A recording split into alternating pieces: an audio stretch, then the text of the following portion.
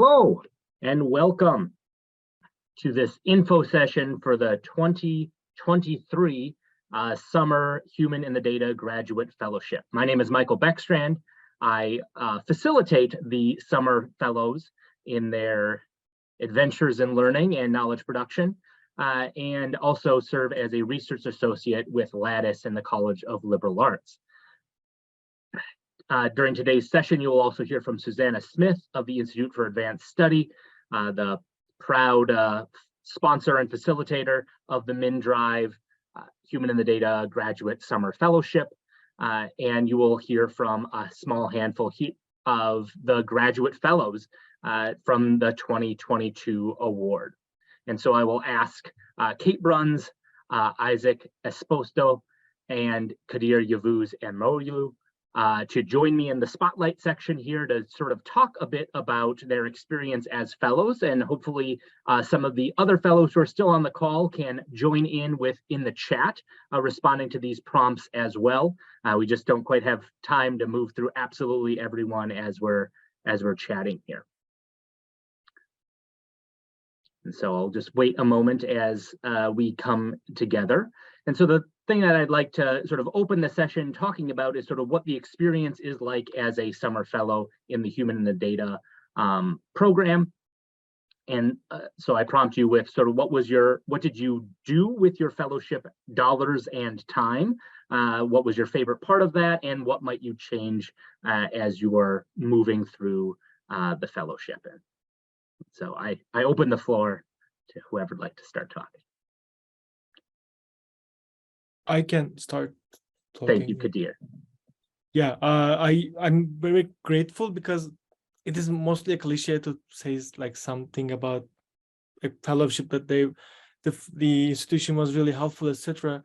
But in this case, it is very truthful in the sense that the fellowship was very fellow oriented. So the program and the cadence of workshops and the content were determined by our needs, which was really meaningful and helpful for me. How I used it, so it gave me time and resources to focus on very eccentric parts of my research. So I had more time to focus on like improving my drawing skills, and also focus on like improving my skills in using the GIS tools. But maybe more importantly, it also enabled me to be exposed to other methods and brilliant people. So I was able to talk about my crazy ideas, like about, at one point, I was planning to have a podcast with my interviewees. It didn't go through yet. I'm still planning to do so, but people were there to give me more clever ideas than mine. So it helped me improve my plans a lot. And also I wish I had more chances to connect with that community, because I think we were coming out of the COVID era. Maybe we are still in the COVID era, but I wish I had more ways and venues to talk to my fellows. So that's how I would put my experience in words. Thank you.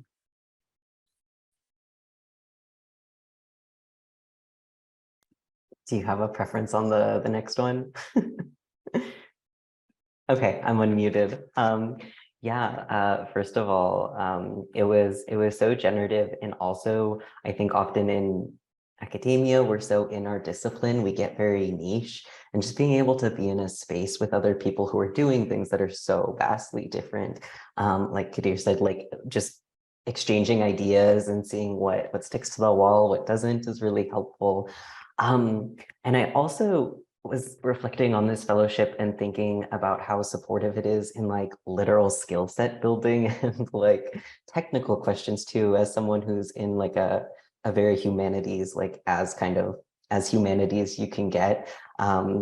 No question felt too small about kind of like the technical aspects about using ArcGIS or story mappings. Having so many resources to and avenues to have those questions answered felt really, really supportive. And I was excited for that.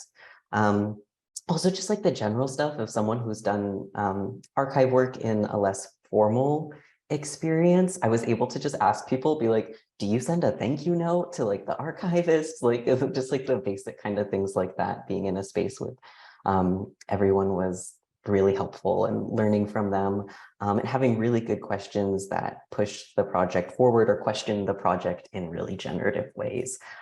So yeah, I wanted to think about that. And with the support of the fellowship beyond like the technical aspects and training of it, I was able to, you know, do the field work that's really important and near and dear to my heart, and be in conversation and community with people who are doing art making projects down along the border. And I think that the space to both be working on your very specific project, but also to like expand and create avenues and connections was what I spent the summer doing with the support. With regards to if there's anything I would do differently, I think I would just give myself more time, and that's just like a planning thing. I was like, oh, I'll only need like 2 weeks or 3 weeks in an archive, and then you just find more and more and more. And I think someone was mentioning earlier having an endpoint, or being realistic with yourself about like what you're hoping to accomplish, and knowing that, you know, these are growing, living and breathing projects, and they're not necessarily going to be in the like completed like arena in your head that you dream of. So that would be my one kind of like doing differently, is being gentle with yourself, and then also really reflecting on like what are your main priorities with the summer fellowship and sticking to those. I think a lot of this has already been mentioned, but I wanted to speak really briefly about like, what does the actual fellowship look like in practice? Because I don't know how much info everyone has. So the fellowship basically starts like mid to late May, then it wraps up in kind of later August. Our commitment was bi-weekly meetings. I think each meeting was around 2 hours. Some of them were a little bit longer. And the first, originally, because it was coming out of COVID, it was like, will we be in person? Will we be hybrid? We started, I think, kind of hybrid, because some people like Isaac were actually like not physically here. And I think by the end, we were pretty much all virtual. But those meeting times were pretty much 50% us sharing what we were working on, asking ourselves questions, getting help from the group. And then Michael would normally arrange for a speaker to come in and talk to us about story maps or data ethics or privacy or those sorts of things, which was useful information. But aside from those like bi-weekly commitments, our time was our own. So just to speak to, I think, what a lot of us have said, planning things, setting aside time, like making sure you're working on things in between those bi-weekly meetings is really, really important. So that would be the only thing I'd add. And if I could just jump in really quickly to add to that. Please do. It's not it's not always possible. Like I know in Kate's case it wasn't possible, and in my case as well, and I think for a bunch of the rest of us, particularly because of COVID. But the sooner you can sort of have at least a starting data set, the better. So, I mean, if we could all just dream that we have the data set we want going into this fellowship, right? But I guess, I mean, if you're scheduling a summer archive trip, do that archive trip in May or June. If you're like, whatever you can do so that you have like 5 data points, because ultimately you can find more data later and add it. But what's really hard is getting your feet under you. And to do that, you need some amount of information to start with. And I think a majority of us, particularly because we were coming out of some COVID times, were actually like midsummer in July collecting data, and then trying frantically with other summer obligations to get that into some form that made sense before the semester starts. Because as much as you have until the symposium, like obviously once the semester happens, the semester happens. So I know it's not possible for everyone, but like if you can just have the smallest data set even to kind of begin the work, and then use that to, yes, the summer goes by super fast. use that to kind of futz around with the technology as best you can, because playing with the technology requires that you have a sense of like the data you're going to use, but you can't really meaningfully put in the data until you've played with the technology. So you want to start some of that experimentation as early as you can. But it comes back to the time thing. You know, there's never enough time for what you want to do. Right. Thank you for that as well, Catherine. And thank you for each of these three fellows for starting us off with some words about their experience. There's going to be time to ask them more questions about their experience and how they, and all of our fellows, how they use their time here at the end of the session. But at this time, I would like to turn things over to Susan Smith of the Institute for Advanced Studies, who will talk a bit about sort of the nuts and bolts of the application process and how to get in consideration for this fellowship. Susanna, excuse me. I'm so sorry for doing that. Hi, everyone. I'm Susanna Smith. I'm the Managing Director at the Institute for Advanced Study. Description-wise, I'm a middle-aged white woman wearing glasses and a sweater and whatnot. So my connection with the human and the data is more on the technical end of things, first overseeing the applications, and then making sure that those who are awarded their fellowships get their money. So very important person in that way.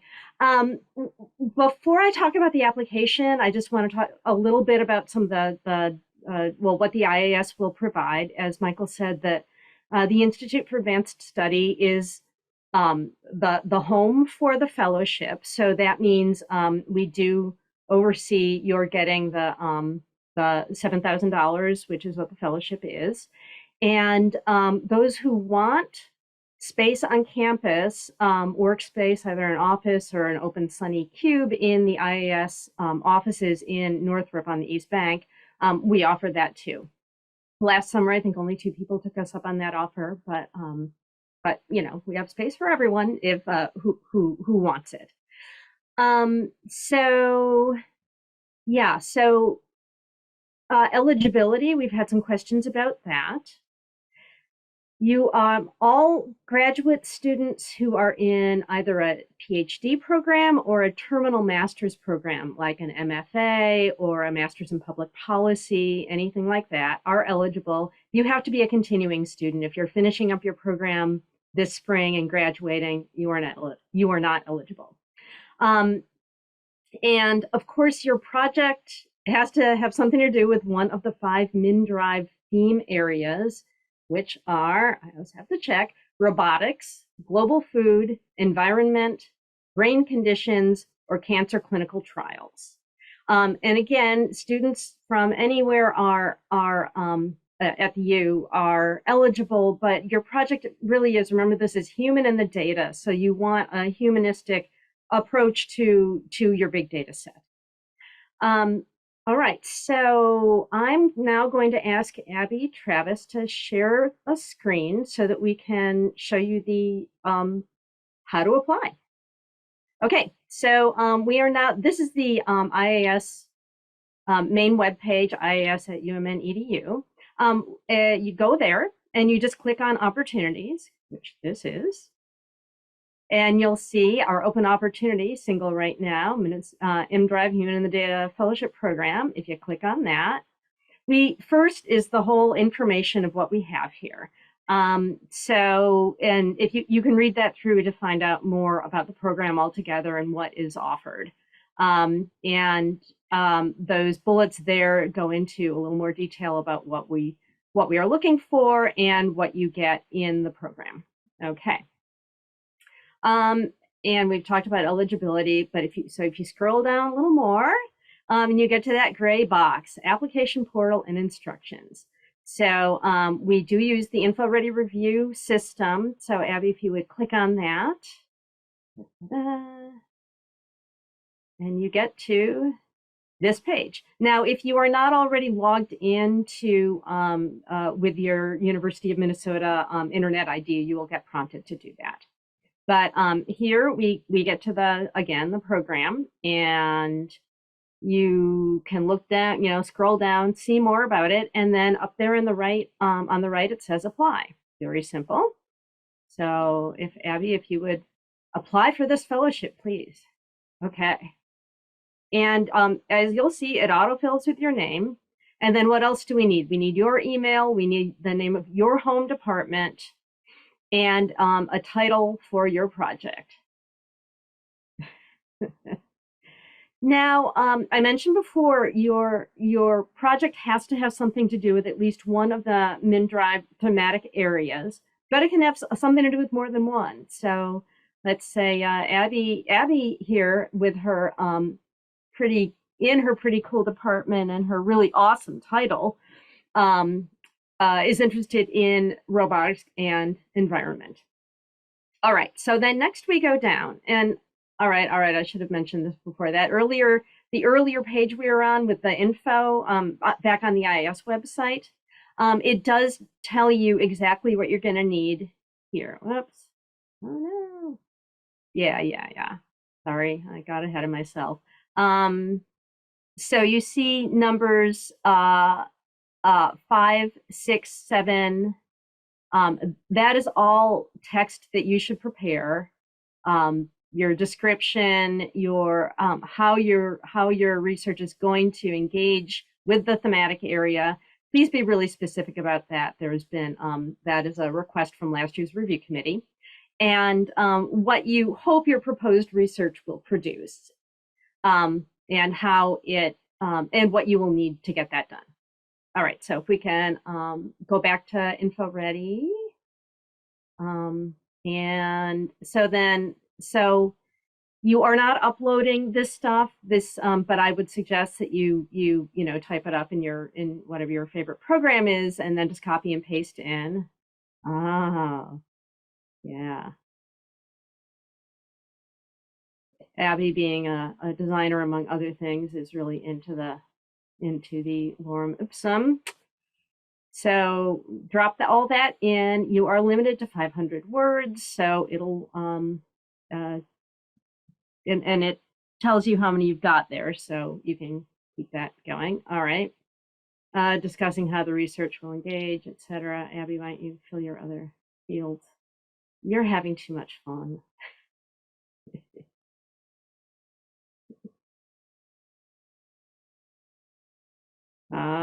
Yeah. You can bold, you can italicize.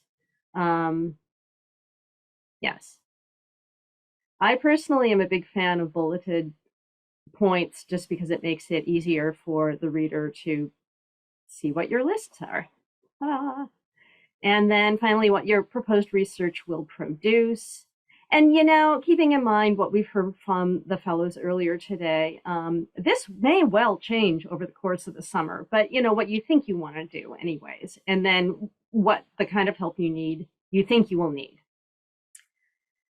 All right, then the next field, and these are all required, by the way, faculty or other reference name and email. This can be your advisor, it doesn't have to be your advisor, but this is in case the committee is trying, just wants to check in with somebody about your preparation for this project, the feasibility, how they think you will make it in this, and your ability to contribute to this community that you would be in, that our fellows make.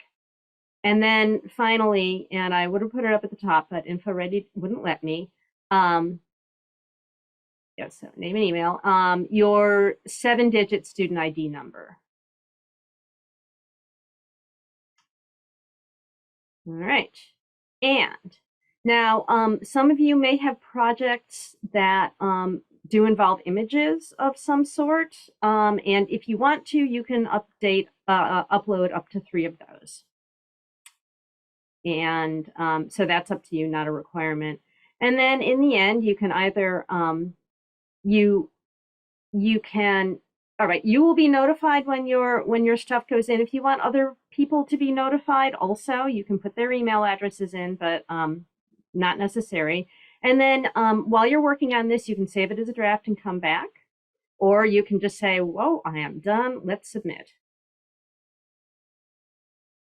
All right. And there we go. And that's it. Pretty simple.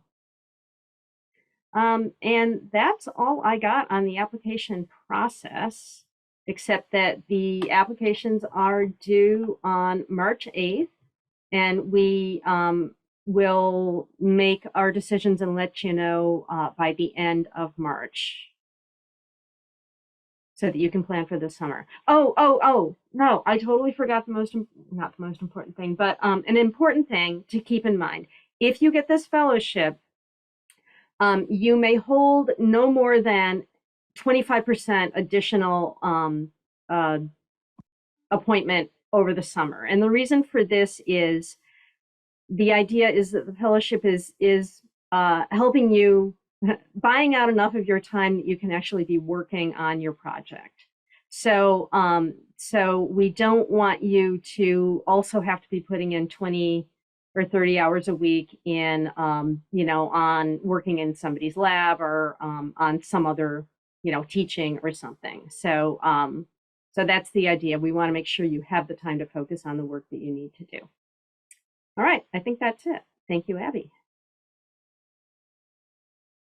And at this point, I think we ask for questions. Any questions about anything? We have one question in the Q&A on screen. Also, I'd like to say that we have announced that this program would be over at 12:25. We have just a few minutes left, but of course, if anybody is able to stay because they have more questions, feel free to stay. If not, you can always reach us at via email at ias@umn.edu. But first question, historically, how many applications do you usually receive? Ooh, I can look that up. It varies from year to year. I would say anywhere from 12 to 20. Does that sound about right, Michael? Yeah, absolutely. I saw one that went to the answer section just to make sure that it's answered. Are medical students eligible to apply for the fellowship? Yes, as long as your project is appropriate and you know, you're not gonna have more than a 25% appointment elsewhere in the summer, and you're not done. How would you define the humanistic questions? Michael? Excellent. I would, easiest answer is typically these projects are questions that cannot be answered solely by a statistical model, right? That there are questions that they're engaging in the people, the communities, the cultures that are under study and under inquiry. And so that might be a direct engagement, or as we saw in Aidan's project, a text-based engagement that's a little bit more distant, but it's still directly engaging in what's being said. And the way that we're generating knowledge from those is not, again, just by running a model against it, but actually engaging with the content, and the identities, and what those individuals say would be the way I would define that. Thank you. What are the resources, technology related, that fellows will have access to from Valeria? Yeah, and so I guess the answer for that is sort of twofold. One is the way that last summer's fellowship and previous summer fellowships have gone is in this sort of bi-weekly rotation of check-ins and training that tends to be technical training, and it is dependent on that group of fellows, what type of training that might be. And so this group of fellows, as we saw in the presentations, was very interested in geographically representing different phenomena and different patterns in human movement. And so we did a session on GIS and mapping, and they followed up in that space as well. And so that was one place. And so, you know, registration fees and things like that on workshops were waived. And that type of thing. On the other hand, for actual like simple software licensing and training, that exists as well. So for qualitative analysis software, if the college that you're in doesn't automatically offer in vivo licenses, we tend to provide that licensing via the fellowship. Similarly, training on individual things like R coding or qualitative data analysis or or mapping, etc., are places that we provide that kind of technical support for fellows to do the projects they're looking for. Yeah, and those fellows who choose to have workspace at the IIS, I mean, you'll probably want to be working on your own laptop because that's where all your stuff is, right? But we do have desktop computers that are available. Although with a caveat, I know that Pawan, was in residence. We got him one of our Macs, and it was too old, I guess. It didn't have enough of what he needed to do his visual stuff. So we do have that, but with the caveat that it might not be as good as what you may already have at home. Thank you, both of you. Maybe one last question. Methodologically, would you consider data from an online experiment to be humanistic data, or would you prefer qualitative methods? I think it would depend a lot on the content of that online experiment, and sort of what question it was asking and how those results were being engaged with. I think just sort of at the very broad level. And so no, we wouldn't just prefer qualitative methods. As you saw, most of our scholars engaged in some degree of qualitative or straight sort of humanities study, but not all of them. Yeah, I guess that would answer that. Yeah, I think it really kind of, it has perhaps a little less to do with the data than what are the questions that you're asking of them, and how are you trying to interpret them? Yep. And then finally, I see Valeria sort of amended her question on the technical support. Oh, yeah, we either through myself, through the libraries, through other LATIS research professionals, and the broader sort of what was called the DASH Digital Art Sciences and Humanities Network, we have expertise on very many research technologies and languages, from R to Python, GIS, text data mining, mapping, filmmaking, professional interview recording equipment in labs, and it kind of runs the broad gambit, I suppose is the word I'm looking for. And it very much, what the actual fellowship period in the summer will focus on will depend entirely on the cohort that is drawn from this applicant pool. Thank you to both of you. No more questions. Oh, one last one. Should we just say this last one and then just close the event? Would you consider people's belief about GMO food to be related about global food venture? Yes. We are expansive in our reading of these applications and their application to the MnDRIVE goal, but we ask you as applicants to also be expansive in tying those things together so we don't need to do all of that mental labor ourselves. Great. Thank you. Susanna, Michael, any final words to close us off?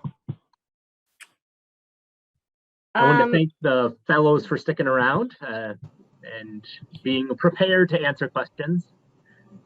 And Aiden, I do not know the answer to your question about the MSI, the Supercomputing Institute, but I imagine it would be yes. Yeah, there are a few. And that's where the money comes from. Yeah. There's definitely ways to get access to those if that's necessary. Yeah. Cool. I just thought, yeah. Anyways, as a potential solution going forward. Mm-hmm. Yeah. Thanks. Well, thanks everyone, and great hearing about your work too. Thank you. Thank you guys so much. Yeah, thanks. We see you all. Take care. Yeah. All right. Nice Bye-bye. to see everybody. Bye.